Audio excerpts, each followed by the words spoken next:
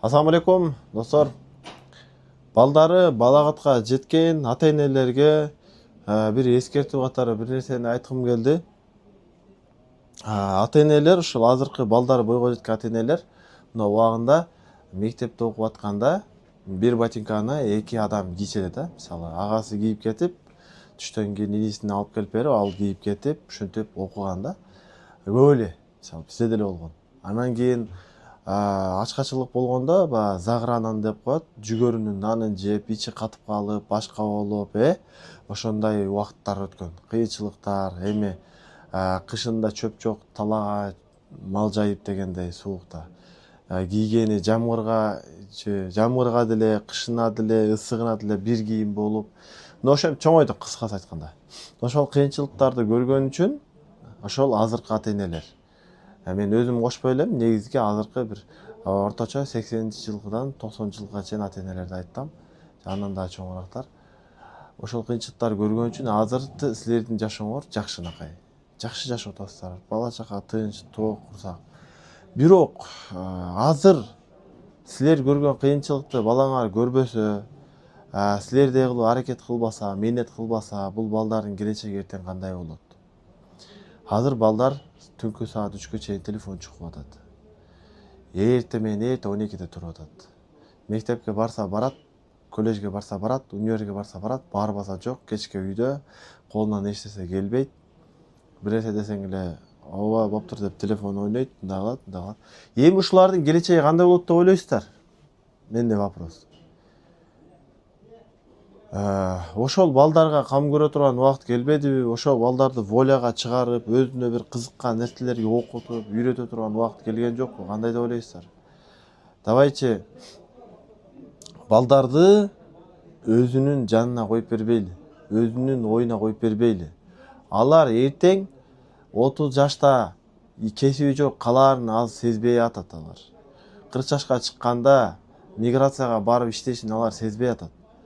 Биз ошол доордон өткөн адам катары туура жол көрсөтүп, билим алганга түртүп, жакшы шарттар түзүп берип, пока тирилигибизде ата-энелер өздөрү кылып, балдарга билим берип, ошентип балдарды колдобойлу.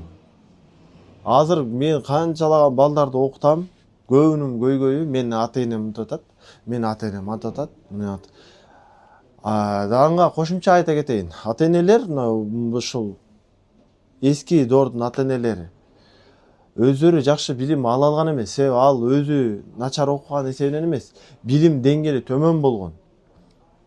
Бизде машиналар жок болгон, башка кесиптерде деле усталар жок болгон, окуу жайлар слабый болгон, эски система менен иштеген. Азыр Кыргызстан өнүгүп атат. Кыргызстанда эмне тармакты тандаса, мен ойлойм жакшы билим берип атат. Бирок ошол билимди алганы бала барбай эле. Мисалы, анга мен далил катары айтам. Мен коллежде сабак берем. Бир күндө 60 балага бир группада берем. Бир күндө 260 адамга сабак берем. Ошол балдардын ичинен бир группада өзү негизи 60 адам катталган. Эми мага киргенде 2ден группа кирет. 25 келет. Эми ошолордун арасында силердин балдарыңар бар да. Мындайсыңда жарымынан көбү келбейт. Бир жумада 2 жолу же 3 жолу сабакка катышкан балдар бар. Такыр келбеген балдар бар. Эмне кылтасың десең, мен доставка кылып атам. Эмне кыласың доставка кылып? Квартира төлөш керек. Эмне үчүн анын муктаждыктарын чечип бербей атасыңар? Окуй тургандай кылып шарт түзүп бербей атасыңар. Сен өзүң бышкын, ошондо сен бутуңа турасың. Бала антип бутка турбайт. Эч убакытта окуп атып, параллельно иш кылынбайт. Ал бир эле жака иштейт. Либо билим алыш керек, либо иштеш керек. Анын окуй турган убагында иштетип атасыңар, эртең ал уже иштей турган убакытта анын колунан эч нерсе келбейт. Не келет? Доставка кылат, такси кылат, стройка барат, бетон куят, армировка кылат. Мен ал айткандай мен оор жумуш кылганга мажбур болот. Эми ошонун ажиси болсо ал башка маселе. Ал мынтип иштеп, анан компания түзүп, анан стройка чоң компанияга иштеп келет, ал башка маселе. То, что там жардамчы болуп, подсобник болуп барган, айла жок ошо ишти кылган, айла жок такси тепкен, айла жок дагы бир нерсе кылган, ал башка маселе. Ошол себептен урматтуу ата-энелер, мен сөзүмдүн тиянагы мындай. Балдарыңар мектепте окуйбу, коллежде окуйбу, универде окуйбу, балдарыңарга жакшылап көңүл буруңуздар. Кесипке үйрөткөнгө кызыккыла. Силердин жашооңор өттү, мынакей азыр мисалы пиковый келди, жакшы рахат жашооңорго келди. Бирок балаңардын келечегин деле ойлоп койгула.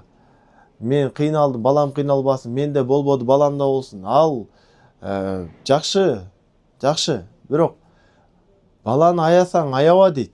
Ал баланы бышытыш керек, билим бериш керек. Азыр балдардын бардыгы мынандай. Алы жок, тамакты өз убагында ичпейт, көчөдөн адреналин бир нерселерди ичип жүрө берет. Түртүп койсоң жыгылып түшөт. Спорт десе вообще бир шайтанды көргөндөй качат. Вообще тамактануунун графиги жок, башка эчтеке контроль болгон эмес. Мен сурайм да, ата энең чалып атабы? Чалбайт ата энеси. Сурабайт деле ал, баласы каякта эмне кылып жүргөнүн менен иш жок. Ошо балдарды карайлы, мына келечек балдардыкы, ушу балдарды туура тарбия берип, биз көзүңөр бар да, балдарыңар бутуна туруп алсын. Анан биз шунча иштедик, анан балам мынакей 18ге чыктың, эми сен иште, биз жатайлы дебил. Ар бир адамдын өзүнүн жолу бар. Качан ата энени бала караш керек? Ата эненин колунан иш келбей отуруп калганда бала ата энени караш керек. Бул шарият боюнча, менин сөзүм эмес.